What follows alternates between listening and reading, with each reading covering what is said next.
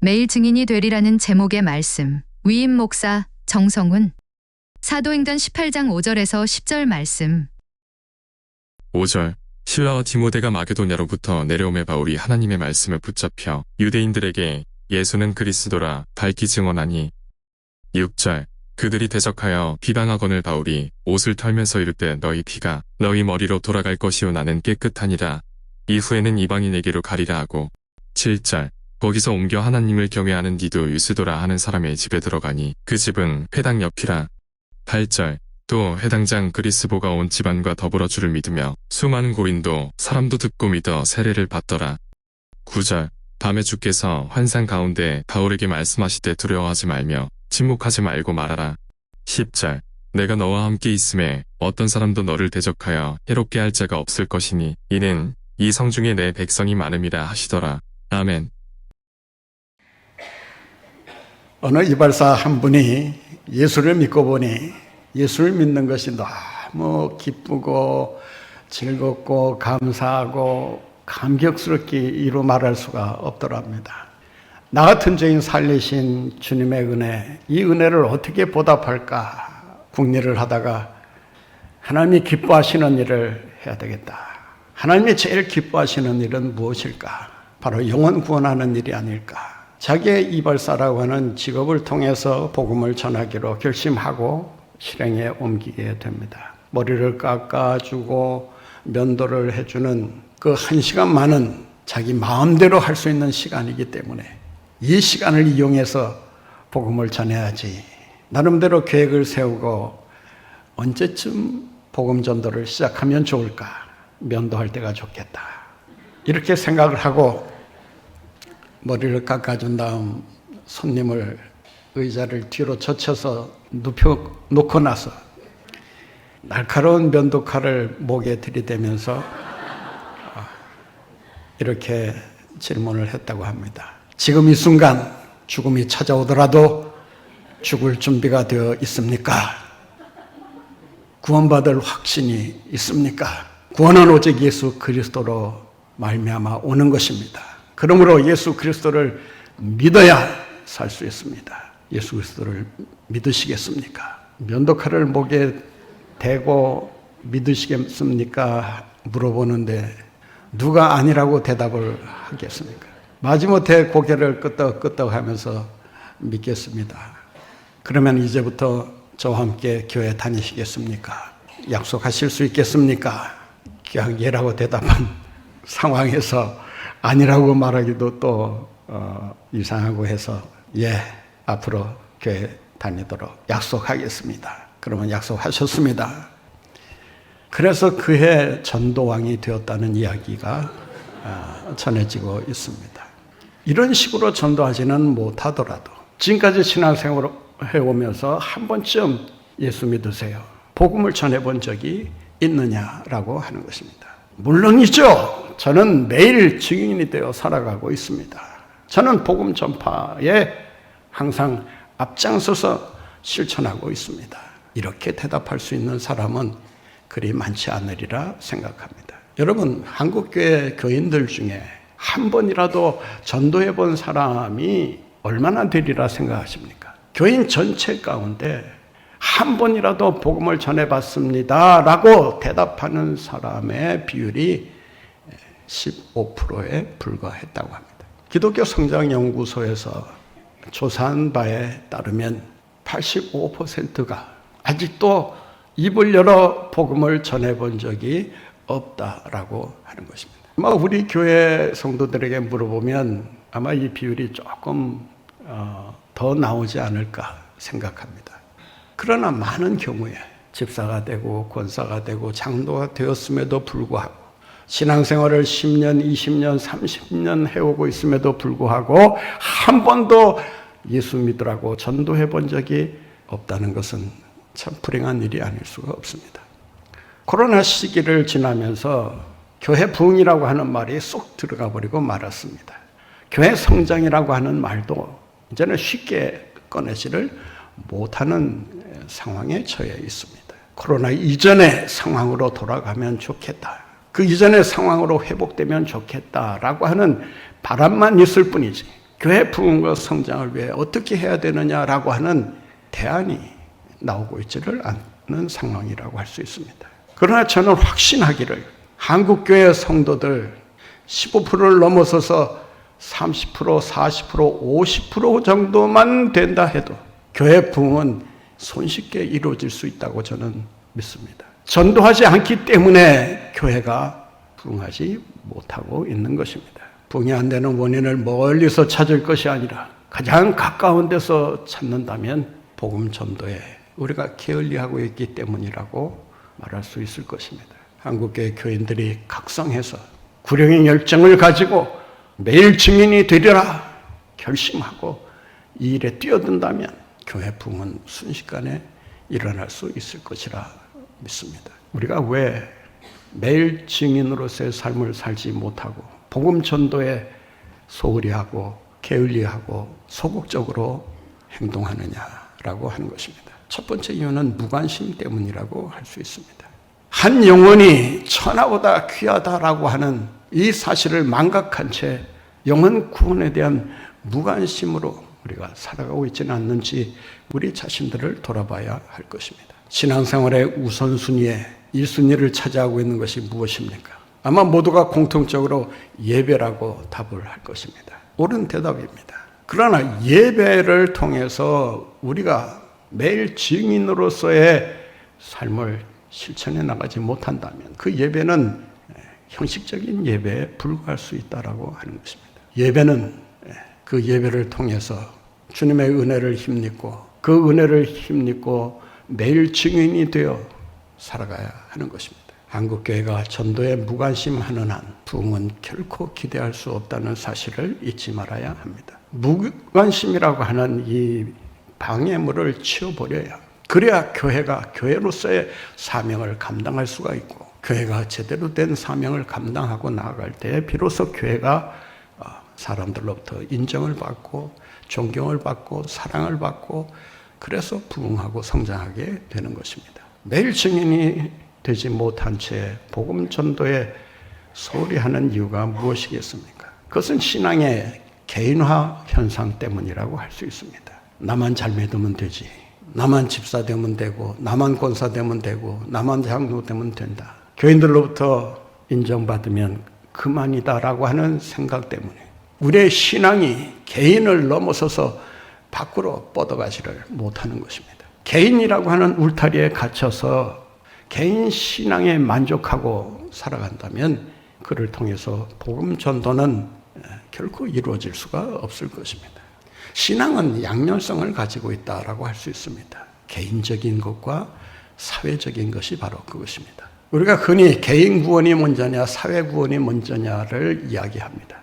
사회 구원과 개인 구원은 따로 떼어놓고 생각할 수 있는 것이 아닙니다. 개인 구원이 가는 곳에 사회 구원이 가야 하고 사회 구원이 가는 곳에 개인 구원이 따라가야 합니다. 어느 것이 먼저라고 한다면 개인 구원이 먼저일 것입니다. 그러나 개인 구원이 개인 구원으로만 끝난다면 그 개인 구원은 아무런 힘을 발휘할 수가 없게 됩니다. 개인이라고 하는 신앙의 차원을 넘어서서 사회로, 민족으로, 세계로 뻗어가야 하는 것입니다. 예수님께서도 우리가 예수 믿고 직분자가 되라고 말씀하지 않았어요. 땅끝까지 이르러 복음의 증인이 되라고 말씀하셨지 교회 안에서 뭐가 되라 한 번도 말씀하신 적이 없습니다. 그런데 많은 경우에 우리는 교회에서 뭐가 되는 것으로만 신앙생활을 다한 것처럼 착각하고 살아가는 것입니다. 꼭 기억하시기를 바랍니다. 주님은 우리를 직분자로 부르신 것이 아니라 전도자로 부르셨다라고 하는 것입니다. 한번 따라해 보실까요? 우리 주님은 우리를 하면 여러분은 나를 이렇게 하셔야죠. 우리를 직분자가 아니라 전도자로 삼으셨다. 믿습니까? 투표해서 누가 되느냐? 물론 교회에 큰 관심사가 아닐 수 없습니다. 그러나 중요한 것은 직분자를 뽑으려고 하다가 전도자를 놓치는 일이 없어서는 안 된다라고 하는 것입니다. 매일 증인이 되어 복음 전파에 우리가 힘을 쓰지 못하는 또 하나의 이유가 있습니다. 그것은 두려움 때문이라고 할 수 있습니다. 복음을 전했을 때 상대방이 거절하지는 않을까, 복음 전도가 실패로 끝나지는 않을까라는 두려움 때문에 입을 닫고 살아가고 있는 것입니다. 오늘 본문 말씀 6절에 보면 바울이 복음을 전하는 가운데 적대 세력들로부터 심한 공격을 받고 있는 것을 보게 됩니다. 오늘 본문 말씀을 한번 보실까요? 그들이 대적하여 비방하거늘 바울이 옷을 털면서 이르되 너희 피가 너희 머리로 돌아갈 것이요 나는 깨끗하니라. 이후에는 이방인에게로 가리라. 여러분 얼마나 당당한 모습을 여기서 발견하게 됩니까? 나는 복음을 전하는 것으로 내 책임을 다했다. 너희들이 나를 핍박하든 박해하든 그것은 알 바 아니고 믿고 안 믿고는 이제부터 너희들 책임이다. 내가 전하는 말을 너희들이 끝까지 거절하다가 멸망하게 되었다면 그 멸망에 대한 책임은 내가 아니라 너희 스스로 져야 될 것이다. 거기에 대해서는 나는 깨끗하다.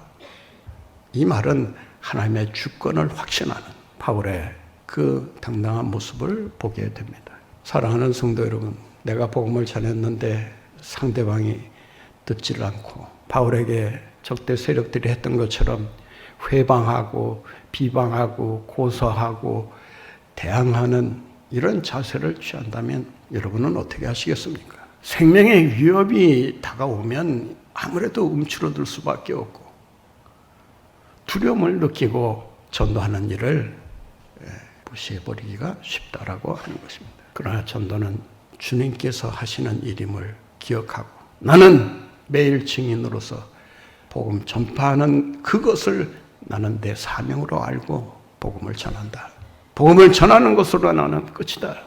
믿고 안 믿고는 너희들의 책임이다. 두려움을 이기기 위해서는 전도를 주관하시는 이가 주님이시라고 하는 것을 잊지 말아야 합니다. 그렇다면 어떻게 해야 우리가 매일 증인되어 복음 전파에 힘쓰며 그 사명을 감당할 수 있을까요? 첫째는 말씀에 붙잡혀야 합니다. 오늘 본문 말씀 5절에 보면 이런 말씀이 기록되어 있습니다. 실로와 디모데가 마게도냐로부터 내려오매 바울이 하나님의 말씀에 어떻게 했다고요? 붙잡혀 유대인들에게 예수는 그리스도라 밝히 증언하니 말씀에 붙잡히니까 말씀이 시키는 대로 복음을 전하게 되었다라고 하는 것입니다. 여기서 붙잡혀라고 하는 단어는 둘러싸임을 당하다 그런 뜻입니다. 이 말을 풀어 해석하면 말씀의 지배를 받고 통제를 받는다 그런 뜻입니다. 전적으로 하나님의 말씀에 사로잡혀 말씀의 통제를 받고 지배를 받고 말씀이 하실 것을 믿고 말씀을 전했을 때 하나님께서 놀라운 역사를 일으키시더라라고 하는 것입니다. 전도는 여러분이 하는 것이 아닙니다. 구원은 여러분들이 그 구원을 줬다 뺐다 할 수 있는 게 아닙니다. 구원은 말씀의 능력이 가져다 주는 것입니다. 말씀에 사로잡혀 말씀을 전할 때 그 말씀을 들은 자가 그 말씀을 듣고 믿음을 갖게 되고 믿음을 갖게 되면서 구원에 이르게 되는 것입니다. 오늘 본 말씀 8절에 이런 말씀이 기록되어 있습니다.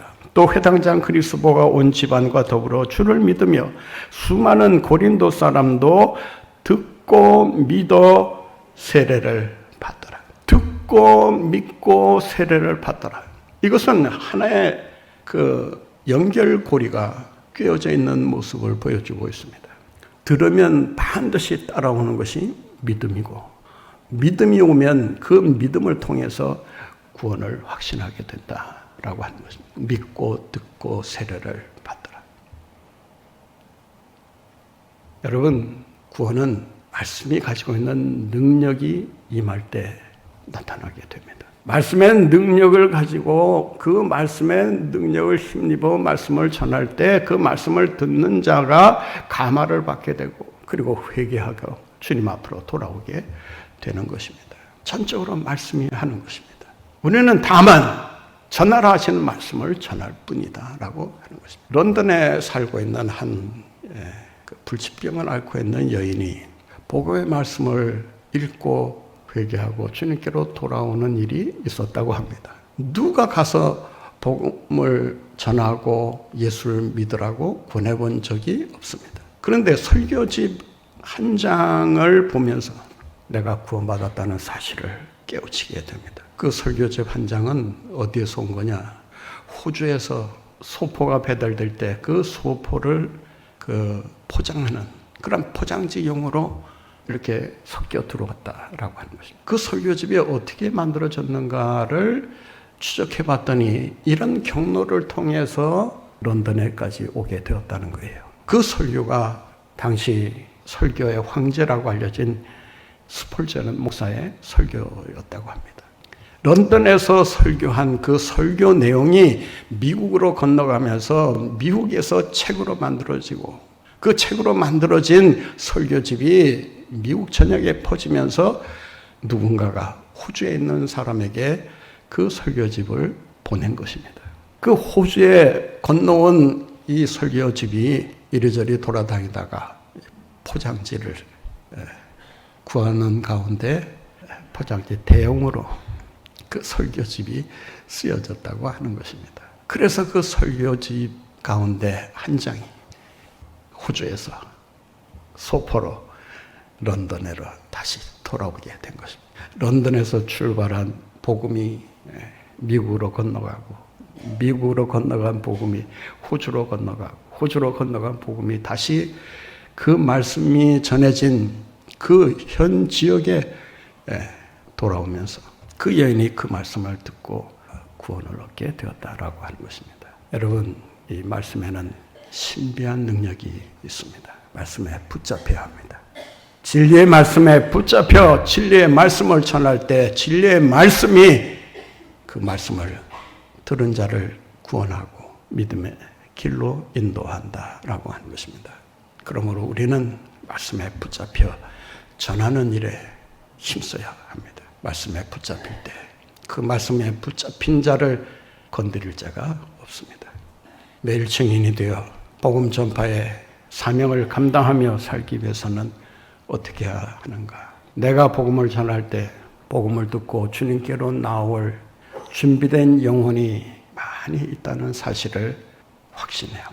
오늘 본문 말씀 10절에 보면 이런 말씀이 있습니다. 후반절 말씀입니다. 이는 이 성중에 내 백성이 많음이라. 이는 이 성중에 내 백성이 많음이라. 원문대로 번역하면 이런 뜻입니다. 내 백성이 나를 위해서 준비되고 있다. 준비되어 있다. 그런 뜻입니다. 라오스 ST 모이. 라오스는 백성이란 말이고 ST는 있다는 말이고 모이는 역격을 나타내는데 나에게, 나를 위하여 그런 뜻입니다. 우리말 번역으로는 내 백성이라 이렇게 번역을 했습니다마는 원래대로 번역하면 나를 위해 준비된 백성들이 있다. 그런 뜻입니다. 하나님은 우리가 복음을 전했을 때 그 복음을 듣고 돌아올 사람들을 이미 택하시고 그를 구원받기 위한 백성으로 지금 준비해 놓고 계신다라고 하는 것입니다. 내가 복음을 전했을 때 과연 누가 듣겠는가? 여러분 의심하지 마시기 바랍니다. 누군가는 듣게 되어 있습니다. 하나님께서 택하시고 준비된 영혼 반드시 하나님께서 그를 불러내시고 하나님께로 인도하실 줄로 믿습니다. 요나가 니느웨 성에 가서 복음을 전하라는 하나님의 명령을 거부하고 그 사명을 제쳐놓은 채 그곳에서 한가한 시간을 보냅니다. 요나의 생각은 이랬을 거예요. 이 완악한 이방인들에게 내가 복음을 전한들 과연 저들이 얼마나 듣겠으며 얼마나 많은 사람이 돌아오겠는가. 이때 하나님께서 그에게 말씀하십니다. 이 니느웨 성에는 분변하지 못하는 12만 명이 살고 있다. 이 12만 명을 너 어떻게 할 거냐? 네가 복음 전하기를 지금 학수고대하며 기다리고 있는데 왜 너는 내 생각대로 판단해서 안 된다고만 하느냐? 여러분, 복음 전도는 사람의 눈으로만 보면 안 돼요. 사람의 눈으로만 보면요, 다 복음을 전해도 안 믿을 사람처럼 보입니다. 그런데 우리의 영의 눈을 떠서 보면 하나님께서 이 중에도 예수 믿을 사람을 예배해 놓고 계시는구나. 여러분 믿으시기 바랍니다. 이 믿음이 있어야 담대하게 입을 열어 복음을 전할 수가 있는 거예요. 그렇지 않으면 항상 회개에 빠져서 두려움에 휩싸여서 제 사명을 제대로 감당하지 못하게 되는 것입니다. 열왕기상 19장 18절 말씀에 보면 엘리야가 하나님 앞에 원망하듯이 자기의 처지를 이야기합니다. 이제는 다 떠났습니다. 나 혼자만 남았습니다. 이제는 다 바알에게로 넘어가서 야훼 신앙을 쫓는 사람들이 없습니다. 이제는 희망도 사라진 듯합니다. 나를 차라리 죽여주십시오. 스스로 한탄하면서 자기의 처지를 불행하게 여깁니다. 이때 하나님께서 그에게 나타나셔서 이렇게 말씀하십니다. 바알에게 무릎 꿇지 아니한 7,000명을 내가 남겨두었다. 왜 너 혼자라고만 얘기하느냐? 하나님께서 예비된 영혼들이 이미 준비되어 있다. 힘을 내라. 오래전에 그 일본 국영방송 NHK에서 이런 설문조사를 한 적이 있습니다. 일본 사람들을 대상으로 설문조사를 했는데 당신이 지금 종교를 택한다면 어떤 종교를 선택하시겠습니까? 이때 기독교를 선택하겠습니까? 라고 답한 비율이 얼마인지 아십니까? 여러분 놀라지 마세요. 예수 믿는 사람의 비율이 인구 대비 1% 미만인 나라가 일본입니다. 복음의 불모지와 같다라고 말을 합니다.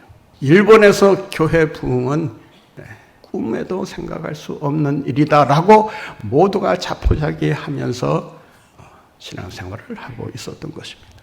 그런 가운데서 어떤 종교를 택하겠습니까? 라는 질문에 무려 35%가 기독교를 택하겠습니다 라고 답을 했대요. 그래요. 일본 목사들이 또 선교사들이 깜짝 놀랐다는 거예요. 지금까지 아무리 애쓰고 수고해도 예수 믿는 사람들 찾기란 가물에 콩나듯이 정말 보기 어려울 정도인데 35%나 되는 사람들이 종교를 선택하라면 기독교를 택하겠다. 여기에 일본 목사들과 선교사들이 크게 고무가 되어 패배주의로부터 벗어날 수 있었다는 거예요.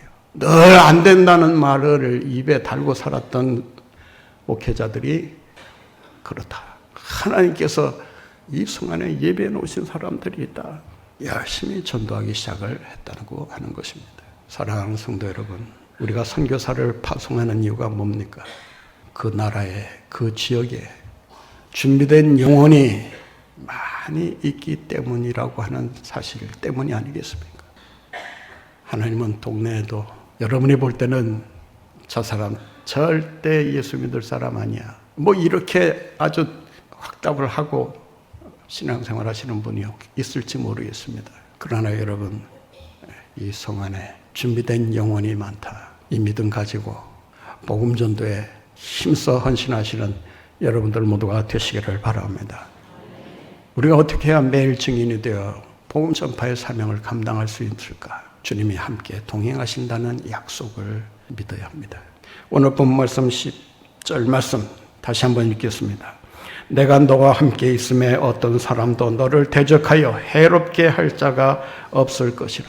이런 말씀에는 좀 힘차게 아멘 하셔도 손에 날 일 없을 텐데 한번 따라해 보실까요? 내가, 여기서 내가는 하나님이기 때문에 하나님이 이렇게 하셔야 되고, 너와 할 때는 나와 이렇게 읽으셔야 돼요. 같이 한번 따라하겠습니다.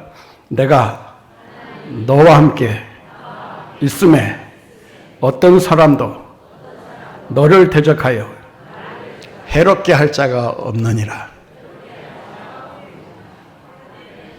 주님이 나와 함께 하시기 때문에 두려울 일이 없다는 거예요. 성경 원문에 보면 에고 에이미 메타 수 이렇게 되어 있습니다. 에고 에이미는 나는 뭐뭐이다 라는 뜻이고, 메타는 함께라는 말이고, 수는 당신이라는 뜻입니다. 당신과 함께 있다라고 하는 것입니다. 누가? 주님이. 헬라어는 인칭 어미의 변화에 따라서 그 인칭이 누군가를 찾아낼 수 있습니다. 1인칭이 2인칭인지 3인칭인지 복수인지 단수인지는 그 인칭 변화를 보면 알 수 있어요. 그런데 그 인칭 어미 변화를 보고 알 수 있는데도 불구하고 인칭이 따로 나온다라고 하는 것은 바로 그 자신이 그 일을 하신다라고 하는 그를 강조하는 것입니다. 따라서 내가 너와 함께 하겠다라고 하는 것은 그 누구도 아닌 내가 항상 너희와 동행하겠다라고 하는 것입니다. 사랑하는 성도 여러분, 주님이 우리에게 하신 약속, 전도자에게 하신 약속 있지 않습니까? 세상 끝날까지 내가 너희와 함께 있으리라. 여러분, 이 세상에서 받을 수 있는 축복 가운데 가장 귀하고 큰 축복을 하나 말하라면 주님이 함께 하신다는 거예요. 여러분 혼자서 복음 전하는 것이 아니라 그 말입니다. 오늘 본문에 보면 하나님께서 함께 하시는 가운데 어떤 해를 받더라도 그 해로 인해서 어려움을 겪지 않게 될 것이다 라고 말씀합니다. 여기서 이 해를 당하지 않게 하시겠다라는 말씀은 해 자체를 주님께서 제거해 주시겠다. 그런 문제가 애초에 가까이 오지 못하도록 차단시켜 주겠다. 그런 뜻이 아닙니다. 어려운 일을 만나고 고난을 당하고 문제가 생기더라도 그 문제를 해결할 수 있는 능력, 그리고 고난을 이길 수 있는 능력, 그 힘을 공급해 주시겠다. 그런 말입니다. 여러분들이 기도하실 때 자칫 그 기도를 좀 잘못하시는 경향이 없지 않아 있어요. 어려운 일이 생기면 하나님, 이 어려운 일을 없애주세요. 이런 일이 더 이상 가까이 오지 않게 해주세요. 이런 문제가 더 이상 나를 힘들게 하지 않게 해주세요. 여러분, 문제가 없는 것이 문제가 아니고 문제는 어려움이 오더라도 그 문제를 이길 수 있는 힘이 있느냐 없느냐가 문제인 거 아니겠습니까? 따라서 기도할 때 하나님, 지금 비록 어려움이 내게 닥쳐와 있지만 이 어려움을 이길 수 있는 능력 주시옵소서. 공급해 주시옵소서. 여러분, 기도할 때 하나님께서 이길 힘을 주셔서 그 모든 어려움으로부터 승리하도록 인도해 주실 줄로 믿습니다. 전도자에게 주시는 이 귀한 축복을 우리 모두가 다시 한번 받아 누리면서 복음의 전도자로 매일 증인이 되어 복음 전파를 통해 하나님의 역사를 나타내고 하나님께 영광을 돌리는 여러분들의 삶이 되시기를 간절히 바랍니다.